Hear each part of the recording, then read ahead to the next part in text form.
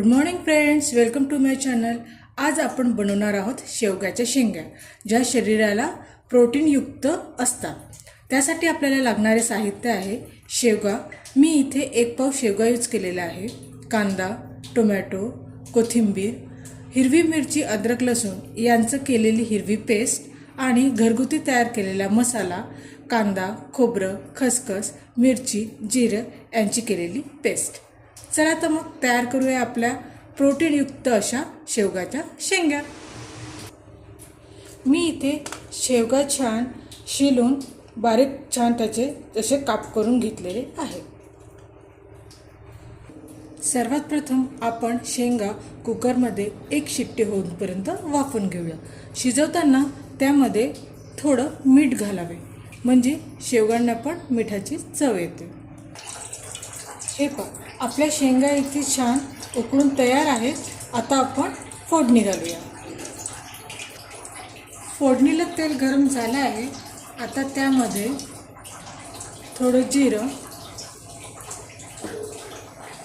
बारीक चिरलेला कांदा, थोडं हिंग आणि अद्रक, लसूण, मिरची यांची केलेली पेस्ट टाकून छान परतून घ्या। कांदा थोडा शिजत आला की त्यामध्ये भाजीचं मसाल्याचं वाटण आणि टोमॅटो टाकून परतून घ्या आणि 5 मिनिटं याला वाफेवर शिजवून घ्या।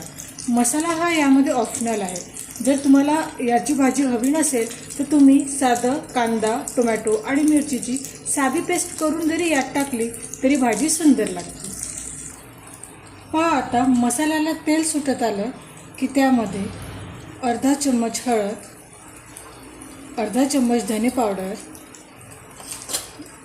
2 चम्मच लाल तिखट आणि चवीपुरती मीठ टाकून परतून घ्यावे। आता यामध्ये मुंगाच्या शेंगा टाकून, म्हणजे शेवगाच्या शेंगा यामध्ये टाकून छानपैकी 2 मिनिटं वाफवून घेणे। आता तुम्हाला जेवढा हवा असेल तेवढा रस्सा करण्यासाठी यामध्ये गरम पाणी टाकून याला 2 मिनिटं उकळी आणावी। आपली भाजी झाली आहे। आता यामध्ये वरून कोथिंबीर टाकावी। पहा किती छानपैकी मस्त सुवास येतोय। पहा कशी सुंदर आपली प्रोटीनयुक्त अशी शेवगाच्या शेंगाची भाजी तयार आहे। साध्या याच्यात सोप्या पद्धतीने होणारी ही भाजी आहे। कमेंट्स करून नक्की सांगा कशी झाली आहे। करायला विसरू नका। व्हिडिओ आवडल्यास लाईक करा, शेअर करा, सबस्क्राईब करा। भेटू पुढच्या रेसिपी करता। Bye bye.